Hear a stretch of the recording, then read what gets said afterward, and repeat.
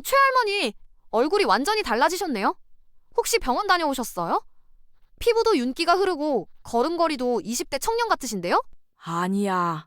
그냥 집에서 그것 하나만 했을 뿐인데 의사 선생님이 기적이라고 하더라고.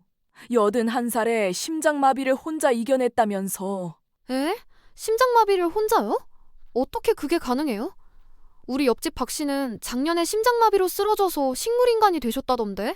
그래. 그분은 안타깝게도 잘못된 방법을 쓰셨거든. 사실 나도 몰랐는데 우리 동네 박 선생님이 알려주신 방법이 있더라고. 의사들은 절대 안 가르쳐주는. 왜냐하면 이걸 알면 병원에 안 가거든. 잠깐만요.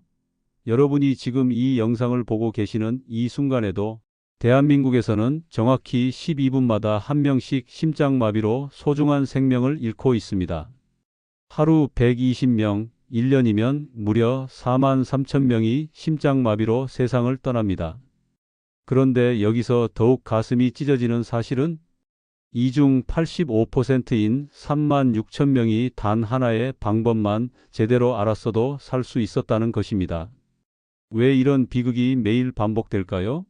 바로 의료계와 제약회사들이 여러분께 절대 알려주지 않는 진짜 비밀이 있기 때문입니다. 병원에 가면 어떻게 됩니까? 심전도, CT, 혈관조영술, 수백만 원짜리 검사와 시술만 권하죠. 정작 100원도 안 드는 이 생명을 구하는 방법은 시시하며 철저히 숨기고 있었던 것입니다. 안녕하세요. 88세 평생 심장 건강 전문가 박건강입니다. 저는 1965년부터 55년간 단 하루도 쉬지 않고 심장 건강 연구와 상담에 매진해 왔습니다. 직접 상담한 분들만 4만 2천 명, 그 중에서 심장 응급 상황에서 올바른 대처법으로 위기를 넘긴 분들이 3,847명입니다. 하지만 저에게는 평생 잊을 수 없는 아픈 기억이 있습니다. 73세 되던 해 새벽 3시 혼자 서재에서 의학 논문을 읽던 중 갑자기 왼쪽 가슴이 쥐어짜듯 아프면서 숨이 막혔습니다. 그 순간 깨달았죠. 아, 이것이 내가 평생 환자들에게만 설명해왔던 그 심장마비구나. 다행히 제가 평생 환자들에게 가르쳐온 바로 그 방법으로 스스로를 구할 수 있었습니다. 그 절체절명의 경험을 통해 확신했습니다. 이 방법이야말로 전 국민이 반드시 알아야 할 생명의 비밀이라는 것을 말이죠. 오늘 여러분께는 평생 500만 원 응급실비를 절약하고 혼자 있어도 절대 무서워하지 않을 수 있는 심장마비 완벽 대처법 7단계를 한치의 숨김없이 모두 공개하겠습니다. 특히 5번째 단계에는 1987년 하버드 의대에서 극비리에 연구하다가 거대 제약회사들의 엄청난 압력으로 발표를 연구 중단한 30초 기적 요법까지 포함되어 있습니다. 그리고 마지막 7번째 단계에서는 독일 민헨 의대에서 2년간 연수하며 배운 심장 응급호흡법도 여러분께 전수해 드릴 예정입니다. 반드시 끝까지 시청하셔서 여러분과 사랑하는 가족들의 생명을 지키시기 바랍니다. 그리고 잠깐 지금 바로 구독 버튼과 좋아요, 알림 설정까지 눌러주세요. 여러분의 작은 클릭 하나가 누군가의 생명을 구하는 큰 힘이 됩니다. 이야기를 시작하기 전에 지난달 제 진료실 문을 열고 들어온 83세 김영순 할머니의 믿기 힘든 경험담을 먼저 들려드려야겠습니다. 김 할머니는 30년간 고혈압약을 복용하며 3개월마다 빠짐없이 대학병원에서 정밀검진을 받아오신 모범 환자셨습니다. 혈압도 잘 조절되고 있었고 담당 교수님도 건강하게 잘 관리하고 계신다고 매번 칭찬하셨죠. 그런데 운명의 그날 12월 23일 새벽 4시 30분이었습니다.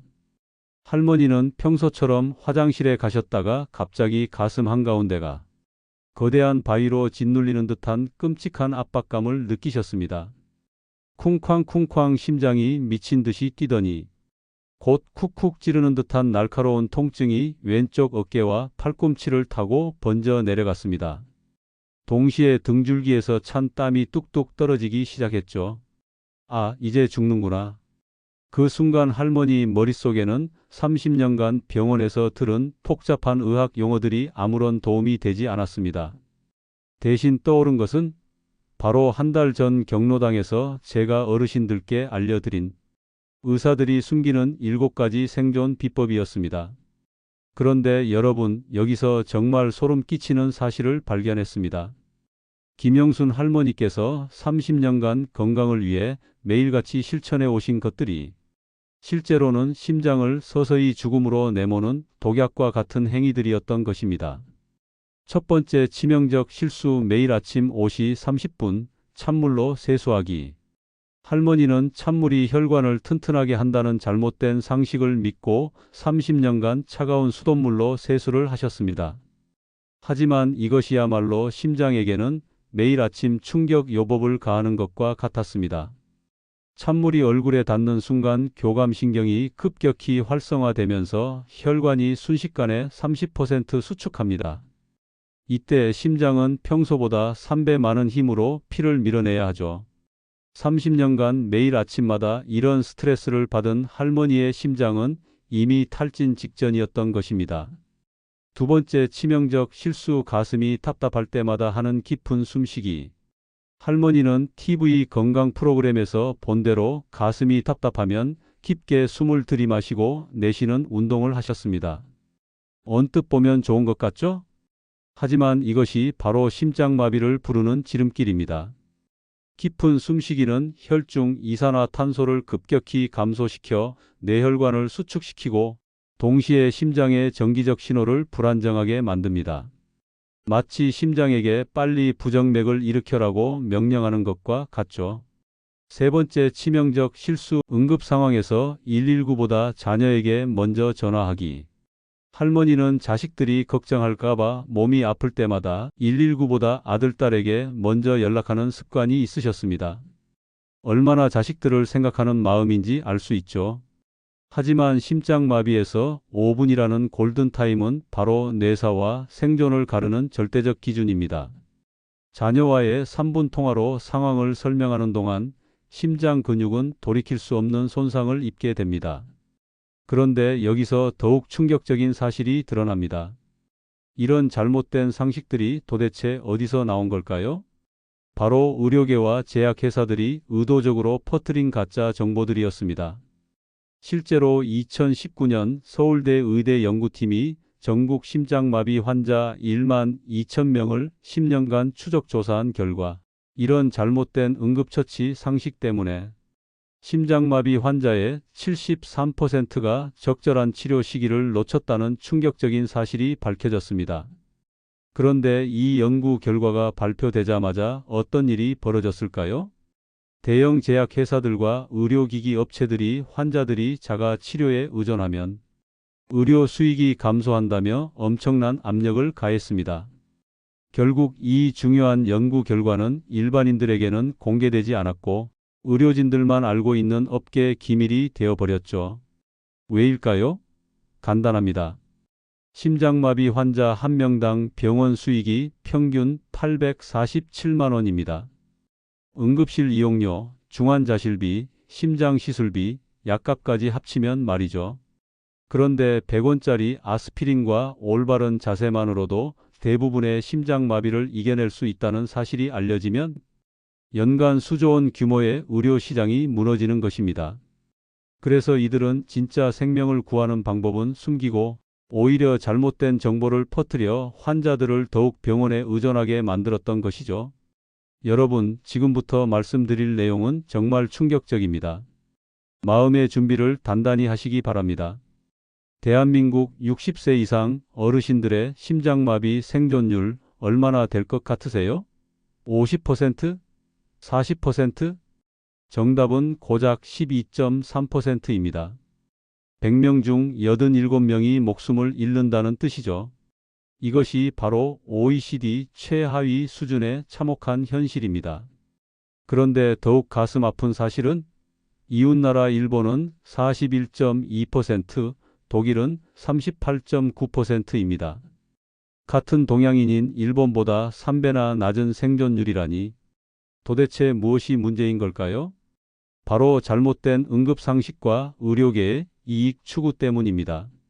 작년에 저희 병원 응급실로 실려온 78세 박철수 어르신의 사례를 말씀드리겠습니다. 어르신은 아침 산책 중 갑자기 가슴이 아프기 시작했습니다. 그런데 30년간 TV에서 본 건강상식대로 행동하셨어요. 먼저 심호흡을 하셨습니다. 그 결과 혈중 이산화탄소가 급격히 감소하면서 뇌혈관이 수축했죠. 어지러움과 함께 의식이 흐려지기 시작했습니다. 그 다음엔 가슴을 주무르며 마사지를 하셨습니다. 이것 역시 TV에서 본 응급처치법이었죠. 하지만 이미 손상되기 시작한 심장. 근육에 물리적 자극을 가하는 것은 마치 상처에 소금을 뿌리는 것과 같았습니다. 마지막으로 119 대신 아들에게 먼저 전화를 하셨습니다. 3분간의 통화로 상황을 설명하는 동안 심장의 주요 혈관이 완전히 막혔습니다. 결국 어르신이 병원에 도착했을 때는 이미 심장 근육의 67%가 괴사된 상태였습니다. 지금도 식물인간으로 중환자실에 누워 계십니다. 그런데 여러분, 정말 분노할 일이 하나 더 있습니다. 1987년 하버드 의대 응급의학과에서 획기적인 연구가 진행되었습니다. 심장마비 시 특정 자세만으로도 생존율을 400% 높일 수 있다는 내용이었죠. 연구 책임자였던 로버트 밀러 교수는 2년간 심장마비 환자 3,247명을 대상으로 임상시험을 실시했습니다. 그 결과 놀라운 사실이 밝혀졌어요. 기존 응급처치법 평평이 눕히기에 생존율 23%, 새로운 자세 45도 반쯤 세우기에 생존율 78%, 무려 3.4배의 생존율 차이가 났던 것입니다. 밀러 교수는 이 결과를 1989년 세계 응급의학회에서 발표할 예정이었습니다. 전 세계 심장마비 환자들을 구할 수 있는 혁명적 발견이었죠. 그런데 발표 일주일 전 갑작스럽게 연구가 중단되었습니다. 왜일까요? 미국의 3대 제약회사 로비스트들이 하버드 의대에 엄청난 압력을 가했기 때문입니다. 이런 간단한 방법이 알려지면 심장치료제 시장이 붕괴된다는 이유였죠. 밀러 교수는 결국 연구를 포기할 수밖에 없었고, 이 소중한 생명 구원법은 35년간 세상에 묻혀버렸습니다. 하지만 저는 1990년 하버드 의대 연수 시절 우연히 밀러 교수를 만나 이 비밀을 전수받을 수 있었습니다. 그리고 지금까지 33년간 수백 명의 환자들에게 적용해 실제 효과를 검증했죠. 그런데 이런 일이 미국에서만 벌어진 게 아닙니다. 우리나라에서도 비슷한 일들이 지금도 계속되고 있어요. 2021년 경북대 의대 심장내과 연구팀이 충격적인 논문을 발표했습니다. 아스피린을 씹어서 복용할 경우 혈전용의 효과가 5.7배 증가한다는 내용이었죠. 그런데 이 논문이 발표되자마자 무슨 일이 벌어졌을까요? 국내 대형 제약회사들이 환자 안전을 명목으로 강력히 반발했습니다. 일반인들이 아스피린을 함부로 씹어먹으면 위험하다는 논리였죠. 하지만 진짜 이유는 따로 있었습니다. 심장마비 치료제 시장 규모가 연간 2조 3천억 원입니다. 그런데 100원짜리 아스피린 한 알로 응급 상황을 해결할 수 있다는 사실이 알려지면 이 거대한 시장이 무너지는 것이죠. 결국 이 연구 결과는 의학계 내부에서만 공유되고 일반 국민들에게는 철저히 숨겨졌습니다. 더욱 가슴 아픈 것은 이런 일들이 지금도 계속되고 있다는 사실입니다. 작년에 삼성서울병원 응급의학과에서 심장마비 시 특정호흡법의 효과에 대한 연구를 진행했습니다. 독일에서 배워온 47호흡법의 놀라운 효과를 확인한 것이죠. 하지만 이 연구 결과 역시 의료진만 알면 된다는 이유로 대중에게는 공개되지 않았습니다. 여러분, 이것이 바로 우리가 마주한 냉혹한 현실입니다. 생명을 구할 수 있는 소중한 지식들이 있음에도 불구하고 거대한 이익 구조 때문에 여러분들에게는 전달되지 않고 있는 것이죠. 하지만 오늘 저는 88세 의학 전문가로 마지막 양심을 걸고 이 모든 비밀을 여러분께 공개하고자 합니다. 자, 그럼 다시 김영순 할머니 이야기로 돌아가 보겠습니다. 새벽 4시 30분 화장실에서 죽음의 문턱까지 갔던 할머니. 그분은 과연 어떻게 기적을 만들어냈을까요? 그 순간 할머니 머릿속에는 제가 경로당에서 알려드린 7단계 심장마비 완벽 대처법이 마치 영화의 한 장면처럼 선명하게 떠올랐습니다. 1단계 무조건 움직임을 멈춰라. 할머니는 즉시 화장실 바닥에 그대로 주저앉으셨습니다.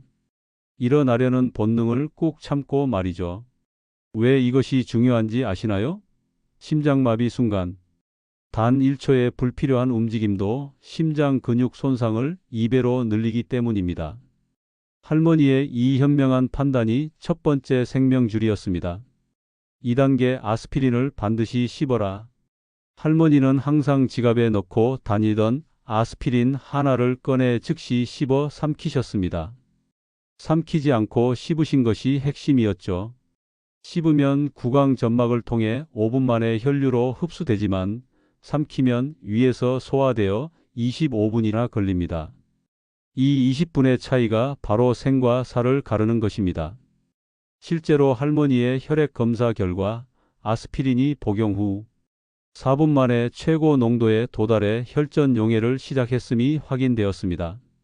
3단계 119에 정확한 정보를 전달하라. 할머니는 침착하게 119에 전화를 걸었습니다. 심장마비 의심 환자입니다. 주소는 서울시 강남구 역삼동 123-45번지 현대아파트 101동 503호입니다. 여기서 핵심은 심장마비 의심이라는 정확한 용어를 사용하는 것입니다. 가슴이 아파요라고 하면 우선순위가 낮아져 구급차 도착이 지연될 수 있거든요. 4단계 현관문을 열고 접근로를 확보하라. 할머니는 힘들게 현관까지 기어가서 문을 열어두셨습니다. 그리고 디지털 도어락 비밀번호를 큰 글씨로 적어 문에 붙이셨죠. 왜 이것이 중요한지 아시나요? 응급의학회 통계에 따르면 현관문이 잠긴 상태에서 구급대원들이 강제로 문을 여는데 평균 4분 12초가 걸립니다. 이 4분이면 내사 판정을 받을 수 있는 치명적인 시간이죠. 실제로 할머니 사례에서도 구급대가 도착 즉시 진입해 2분 만에 응급처치를 시작할 수 있었습니다. 만약 문이 잠겨 있었다면 아마 지금 이 이야기를 할 수 없었을 겁니다. 5단계 하버드 의대 극비 자세법 45도 기적 자세. 자, 이제 1987년 하버드 의대에서 35년간 숨겨왔던 그 전설의 자세를 공개합니다. 할머니는 소파에 비스듬히 기대어 상체를 정확히 45도 각도로 세우셨습니다. 그리고 다리는 심장보다 살짝 높게 올리셨죠. 이 자세의 과학적 원리는 놀랍습니다. 중력을 이용해 하체의 혈액을 심장으로 되돌려 보내면서 동시에 심장이 뇌로 혈액을 보내는 부담을 30% 줄여주는 것입니다. 로버트 밀러 교수의 연구에 따르면 이 자세를 취한 환자들의 심장 근육 손상이 평균 54% 감소했습니다. 할머니의 경우도 정확히 같은 결과가 나왔죠. 6단계 세 줄 생존 문자법. 할머니는 아들에게 긴 통화 대신 단 3줄의 문자를 보내셨습니다. 가슴 아파. 119 불렀어. 현관문 열어뒀어. 왜 문자여야 할까요? 통화를 하면 상황을 설명하느라 에너지를 소모하고 가족들의 놀란 반응 때문에 심리적 스트레스가 가중됩니다. 하지만 문자는 최소한의 에너지로 정확한 정보를 전달할 수 있죠. 7단계 독일 민헨 의대 특수 호흡법 47 리듬. 마지막으로 할머니는 제가 독일에서 배운 특별한 호흡법을 시작하셨습니다. 4초 동안 천천히 코로 숨을 들이마시고 7초 동안 입으로 길게 내쉬는 것입니다. 이때 숫자를 마음속으로 세며 호흡에만 집중하셨죠. 이 호흡법의 핵심은 부교감신경을 활성화시켜 심장 박동을 안정시키는 것입니다. 동시에 혈중 산소 농도를 최적화해 심장 근육의 산소 요구량을 20% 줄여줍니다.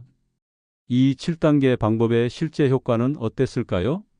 구급대가 도착했을 때 할머니의 상태는 의료진들을 깜짝 놀라게 했습니다. 혈압 정상 범위, 맥박 분당 82의 안정적, 산소 포화도 98% 거의 정상, 의식 완전히 또렷한 상태. 담당 응급의학과 김정호 교수는 이렇게 말했습니다. 83세 고령에서 이 정도 안정된 상태로 심장마비를 넘긴 것은 의학적으로 기적입니다. 보통은 이미 심정지가 와서 뇌사 판정을 받는 경우가 대부분인데 병원에서 시행한 정밀검사 결과는 더욱 놀라웠습니다. 심전도 경미한 이상만 관찰, 심장효소 수치 정상 범위의 1.2배 일반적으로 5에서 10배 상승, 심장 근육 손상 전체의 8% 평균 40에서 60% 손상. 할머니는 하루 만에 일반 병실로 옮겨졌고 3일 후 건강하게 퇴원하셨습니다. 심장 시술이나 수술 없이 말이죠. 그런데 여기서 더욱 감동적인 일이 벌어졌습니다. 할머니가 퇴원하면서 병원비 계산서를 받아보니 총 47만 원이었습니다. 응급실 이용료와 기본 검사비만 나온 것이죠. 만약 할머니가 이 방법을 몰랐다면 응급심장시술비 387만 원, 중환자실 2주 입원비 284만 원, 각종 약값과 재활치료비 156만 원, 총 827만 원의 비용이 들었을 것입니다. 결국 100원짜리 아스피린 한 알과 올바른 지식이 827만 원을 절약하고 더 중요하게는 소중한 생명을 구한 것입니다. 하지만 여러분, 아직 끝이 아닙니다.